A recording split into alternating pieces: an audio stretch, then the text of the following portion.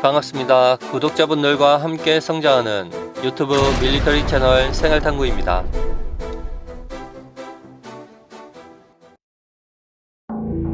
2019년 11월 19일 이스라엘군은 시리아 골란 고원에서 로켓 공격을 당했습니다. 그런데 가만히 있을 이스라엘이 절대 아니죠.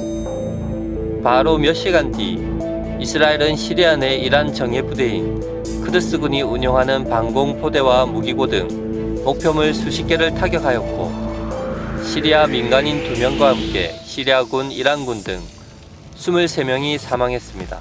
벤야민 네타냐후 이스라엘 총리는 누가 우리를 공격하면 우리는 몇 배로 그들을 공격할 것이다 라는 짧고 강한 경고를 했다고 합니다.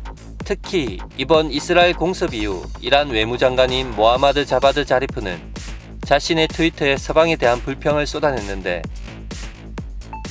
미국과 영국, 프랑스, 독일은 서아시아에서 유일하게 핵무기를 보유한 이스라엘에는 왜 문제를 제기하지 않느냐. 서방은 이스라엘 핵무기는 봐주면서 이란 핵무기 개발은 의심하고 왜 제재를 가하느냐. 또 이스라엘은 핵탄두 장착이 가능한 미사일로 이미 무장한 국가다. 네, 아무리 이란이 저렇게 떠들어도 미국과 영국, 프랑스, 독일이 이란 편을 절대 들어줄 리가 만무하죠. 사실 이스라엘은 공인된 핵 보유국은 아니지만 최소 200기 정도의 핵탄두를 보유한 것으로 공공연히 알려져 있습니다. 더 얄미운 것은 이스라엘이 이를 부인도 시인도 하지 않는다는 점이죠. 더구나 이스라엘은 NPT에 가입하지 않았지만 이란은 가입국이라는 사실입니다. 잘 아시다시피 유엔 안보리는 2015년 이란 핵합의 타결 직후에 핵합의 이행과 효력을 보증했습니다. 즉, 2015년 이후 이란은 8년 동안 핵탄두 장착이 가능한 탄도미사일과 관련된 군사활동을 절대로 할 수 없었다고 보는 것이죠. 탄도미사일은 있지만 핵탄두 장착은 못한다는 이란의 말을 절적으로 믿을 수는 없지만, 이란은 이미 사거리가 2000km까지 나오는 탄도미사일을 다수 보유 중입니다.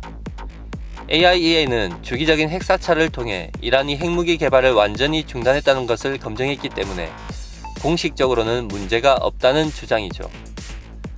하지만 지난해 5월 미국의 일방적인 핵합의 파기와 더불어 지난 4일 영국, 프랑스, 독일 3국이 유엔에 이란이 핵탄두를 장착할 수 있는 탄도미사일을 이미 개발해서 실전 배치했다고 서한을 보내면서 이란 핵합의는 다시 위기에 처할 듯합니다. 이스라엘이 이란 핵을 절대 가만히 두고 볼 나라는 아니죠.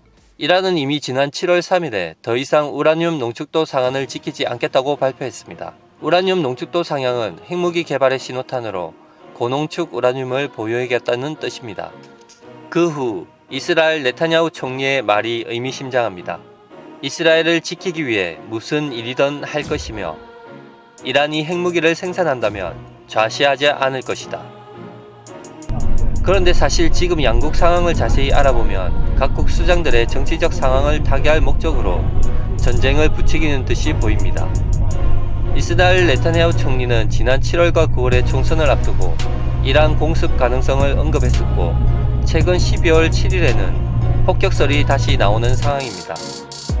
9월 총선에서 총리 지명이 실패해 네타냐후 총리가 정권 연장을 위해서라도 이스라엘판 북풍 공작을 벌이고 있다는 설도 있습니다. 또 하나, 이미 뇌물수수와 배임, 사기로 경찰에 기소된 상태라 총리 연임이 실패하면 감옥에 갈 처지죠. 네타냐후 입장에서도 뭔가 큰 그림이 필요한 상태고, 미국과 현재 대립 중인 이란도 미국의 경제 제재로 혼란스러운 국내 상황을 외부적인 요인, 전쟁 등으로 수습할 필요성이 절실하기 때문입니다. 이스라엘은 분명 마음만 먹으면 이라크 핵시설을 폭격했던 것처럼 이란의 핵시설과 군사시설을 폭격할 것입니다.